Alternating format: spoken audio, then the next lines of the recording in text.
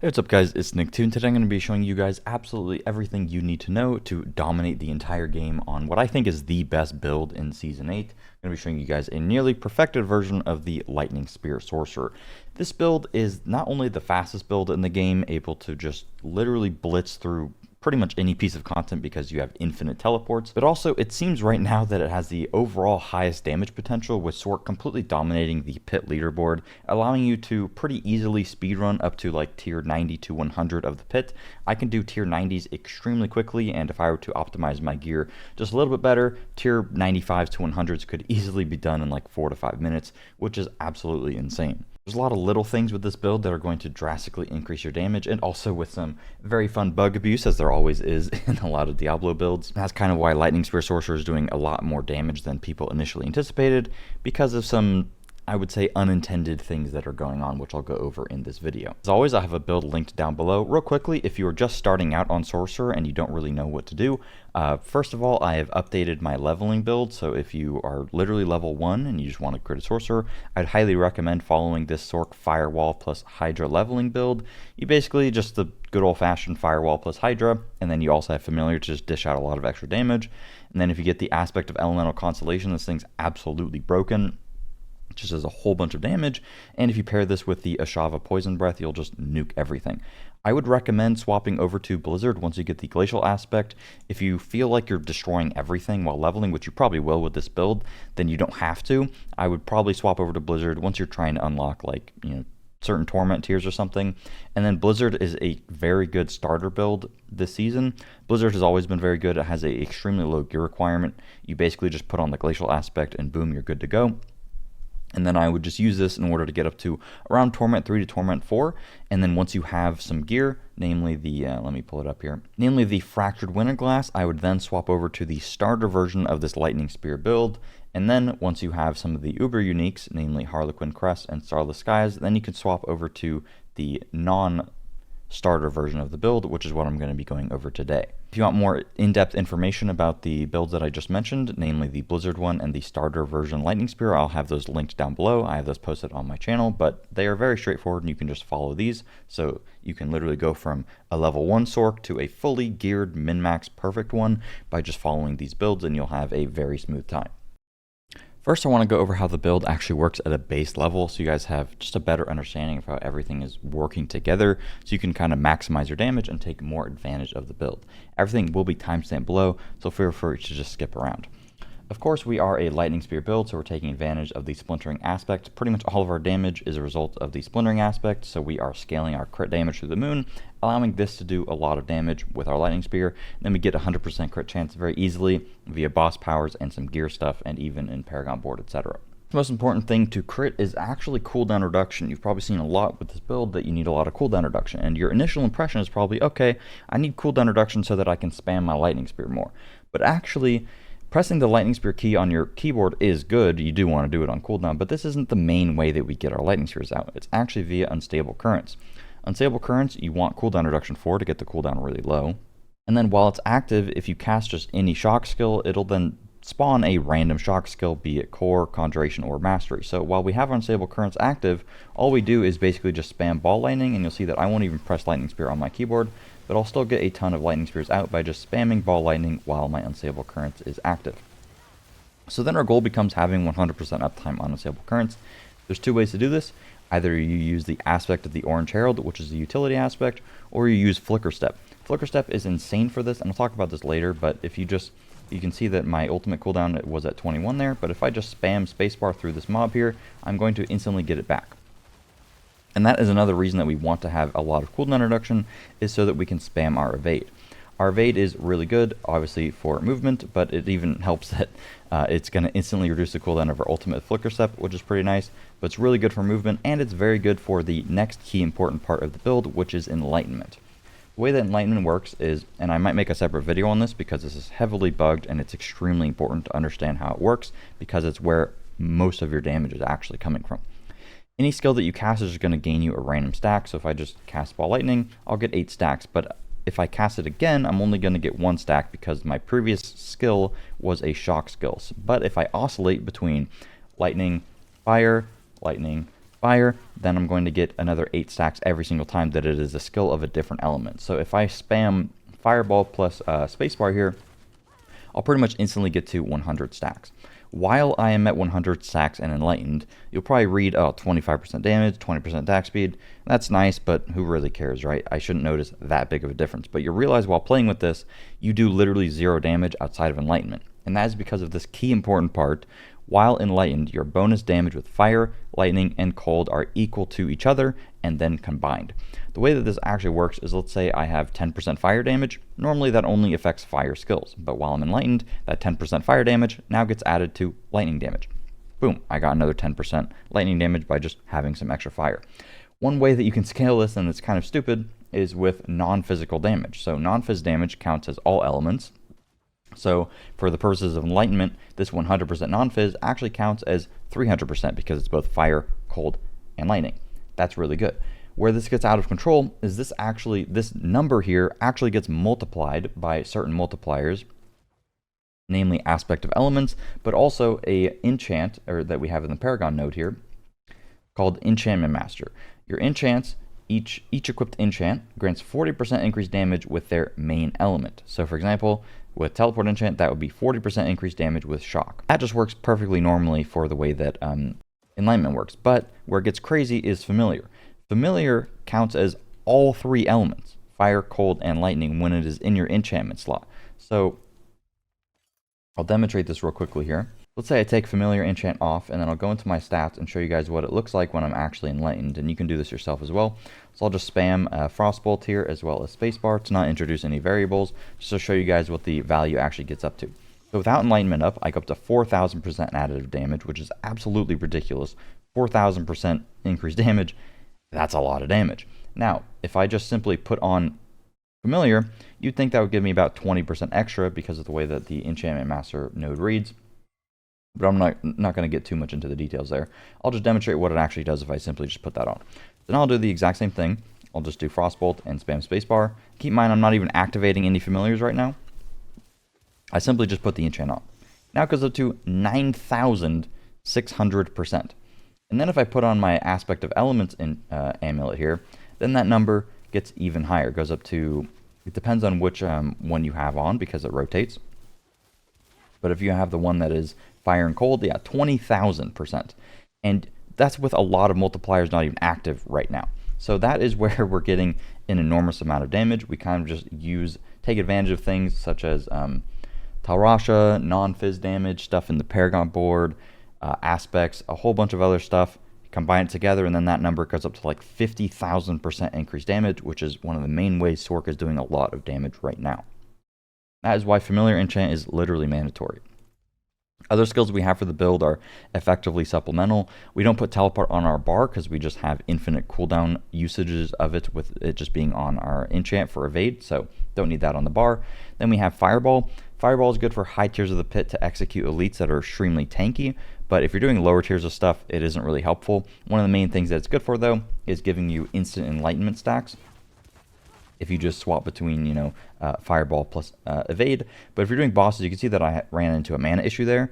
Our mana is entirely reliant on having a lot of lightning spears or any other conjurations out, mainly via primordial binding, giving a lot of mana regen.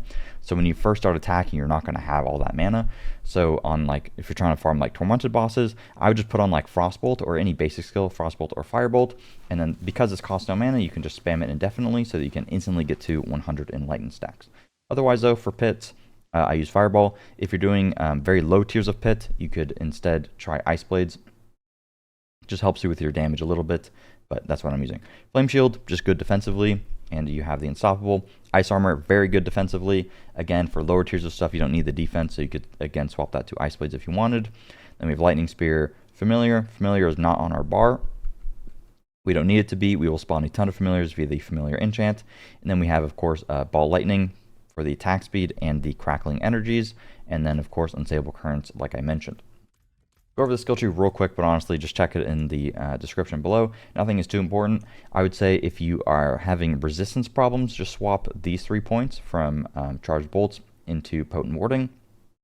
Charged bolts are just for damage reduction, and then we max out teleport to make it a really low cooldown. We put points into Familiar for the 10% increased elemental damage, and then we have a lot of points into Primordial Binding via our gear, which I'll showcase. And then everything else is pretty basic. We just have generic damage stuff. One thing that's really good about Ball Lightning is that while you cast it, you gain Crackling Energy. The Crackling Energy is important for a Paragon node. I'll show you guys real quick. Ceaseless Conduit, if I can find it. I don't even remember where I have it. Here it is. Get 60% increased damage while you have Crackling Energies. That's pretty good. But also, Lightning Spear gains increased damage based on Crackling Energies. So if I just spam Ball Lightning here, you can see that I get up to Crackling Energies. And then my next Lightning Spear cast, demonstrated by this 8 number, will have a increased damage of 160%. And then this will snapshot, therefore it will apply to all subsequent Lightning Spears, which is really good. Otherwise, everything else is pretty cut and dry here. All right, now let's talk about gear. My gear is actually far from perfect because I could not be bothered to like perfectly masterwork a lot of my pieces. If I did, my damage would be significantly higher, to be honest with you guys. I kind of just want to play a different build at this point, so I didn't want to spend 10 years remasterworking my gear. And there's a couple things that you could slightly swap around if you were to put in a lot more time into masterworking your gear and making it a bit more perfect. So I'll just go piece by piece.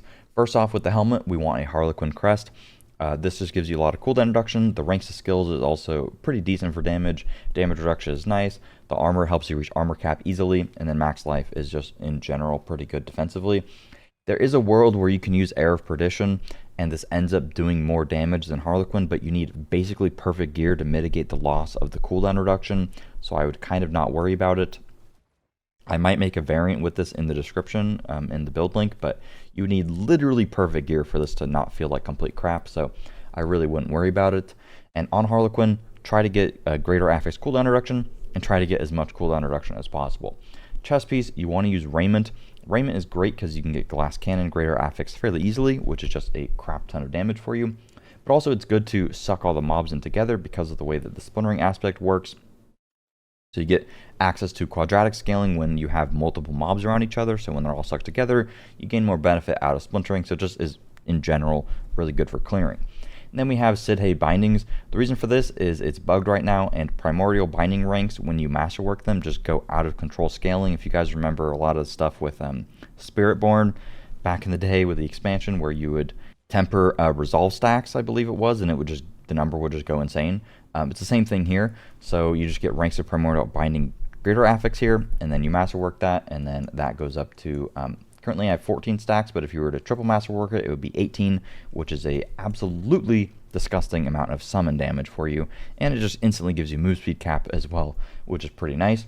But if you don't have a pair of these that are greater affix into the primordial binding, instead just use like normal gloves or something, and that's perfectly fine. Want like attack speed, crit damage, and int, for example. For the pants, I have Tibalt's Will. The reason for this is it is the best way to get damage on our pants. You could instead use a normal pair of pants with like int max HP.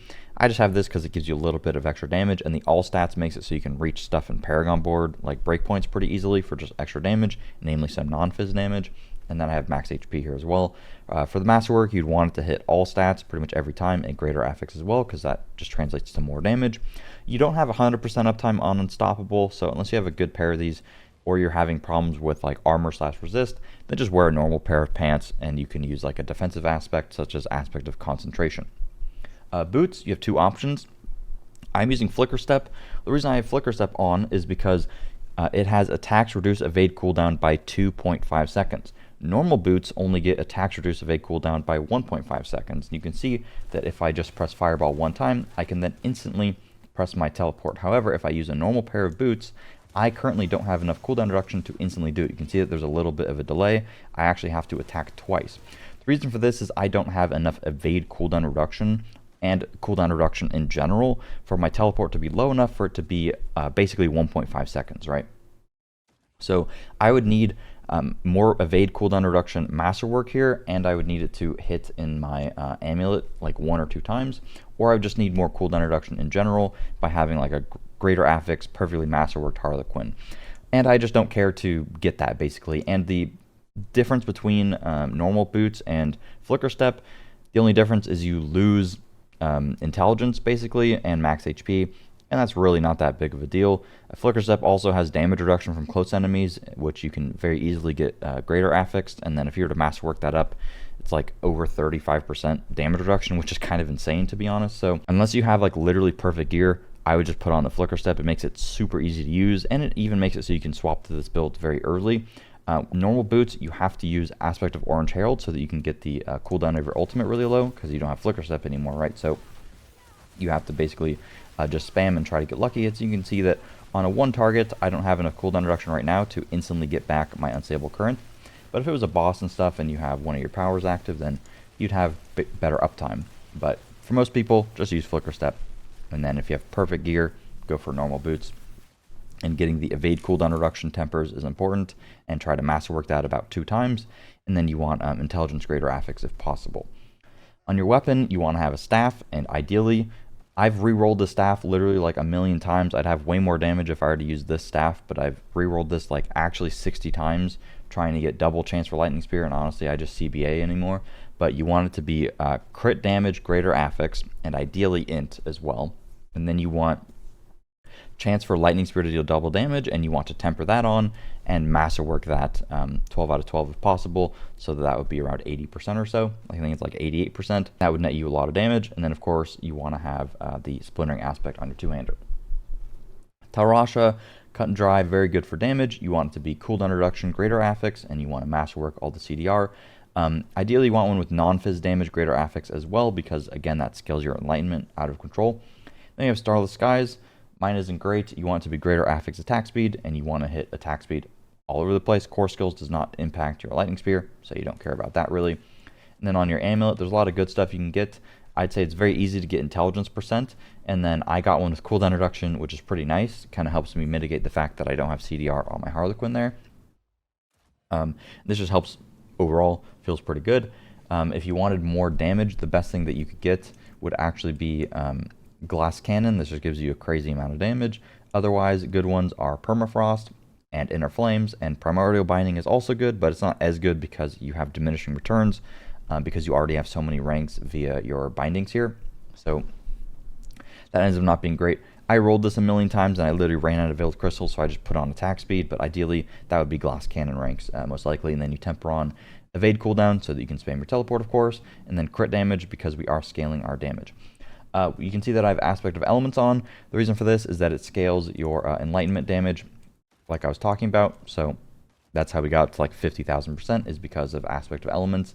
It gives you both fire and lightning a lot of the time, so that gives you more damage, but even the cold damage as well, because it's just the way that it multiplies stuff is good. Comes to boss powers, these are pretty much mandatory almost all of the time, unless you're trying to do very high tiers of the pit and you are like snapshot fishing with overpower stuff, which you guys don't have to worry about. That stuff is cringe anyways.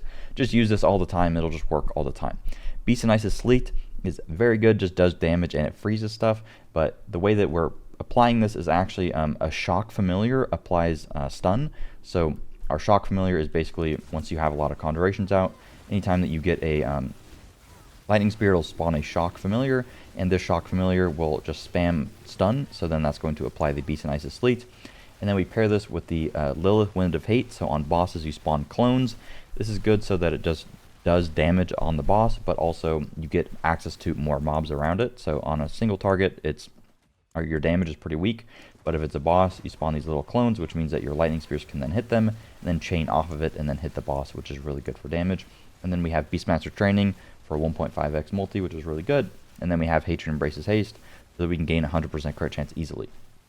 There is a world where you instead use Air of Perdition instead of Hatred Embraces Haste, and then you get to use Cinerats. And Cinerats, if I can find it, is disgusting because it gives you damage to all elements. So you get 75% increased damage from this, but even a little bit more because of Enlightenment being bugged and stuff.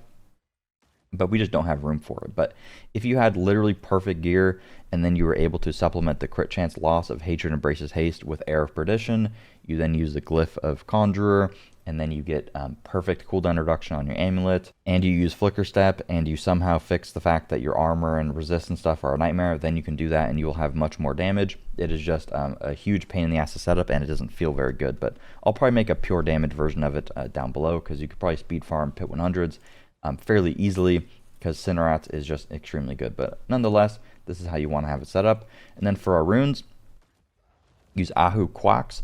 Ahu gives you just lucky hit chance against unhealthy enemies. Your lightning spears and stuff have pretty good lucky hit. And then anytime that you just cast a skill, you gain 100% increased damage to use all of your resource, which just ends up being really good. And then you pair this with Pock, so anytime it consumes all your resource, you get some offering so that your next attack will be guaranteed crits and overpowers for 0.35 seconds. This just gives you access to overpower sometimes, and then when you get like these really big damage buffs all paired together, and then overpowers, you can just get these huge hits into the trillion, so it's good to just gain some access to overpower scaling there. And I do a bit more damage if I had more HP, because then my overpowers would sometimes do more damage via that. When it comes to Paragon Board, it's pretty simple. Again, will be down below. First glyph, we have Flame Feeder. This is just for the 10% increased non-fizz, because this counts as 30% when we have Enlightenment up, so that's really good. Destruction, we scale all our damage with our crits. Ceaseless Conduit is just 60% damage here, and then we just gain some crit damage, crit chance. And then Tactician Board, we buff the crit damage, but we also buff fire damage because this counts as lightning when we are enlightened, so this is really good. So we have all this fire damage here. And you want to gain as much access to additive elemental damage as possible because it gets scaled. Then we just have some generic HP stuff. Searing Heat is good for damage. Enchantment Master is completely broken right now. This board is insane because it has a lot of non-fizz damage, and you buff the non-fizz damage with Unleash, which is really good. And also some additive damage here. And then we have Elementalist, which also gives you a lot of non-fizz damage by default, probably the best glyph. And then we scale these non-fizz damage nodes, and then we also get a little bit of Conjuration cooldown. You don't really need it, to be honest. The attack speed is nice, and then just 60% increased damage with Elemental Summoner. We're going to do a boss real quick just to kind of demonstrate what you want to do. The bosses die pretty much instantly. In this scenario, I would take off Fireball and just put on Frostbolt, or Firebolt, doesn't really matter. And then before the boss spawns, I'm going to spam both Frostbolt and Evade so that I can get my Enlightenment stacks to near 100%. And then I'm just going to spam my Ball Lightning, my ult, and my Lightning Spear while the boss is up. So I'm just going to do it right now, get to 100% Enlightenment stacks, and then spam everything. And then the boss pretty much just spawns into stuff and instantaneously dies, right? So that is how you want to play with the build.